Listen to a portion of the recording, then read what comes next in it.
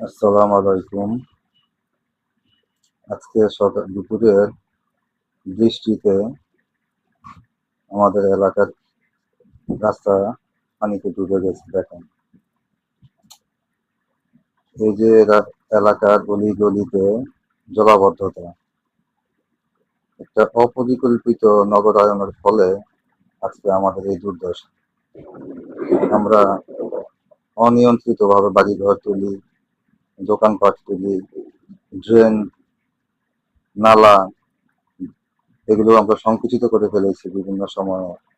ড্রেনে ময়লা ফেলে ড্রেন বন্ধ করে ফেলি। এই জন্য আসলে আমরাই দায়ী।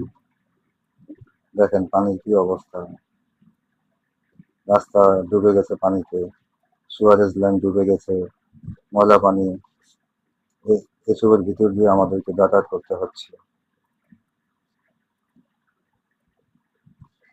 ঢাকা শহর রাজব শহর, অপরিকল্পিত একটা নগরায়নের ফলে আজকে আমাদের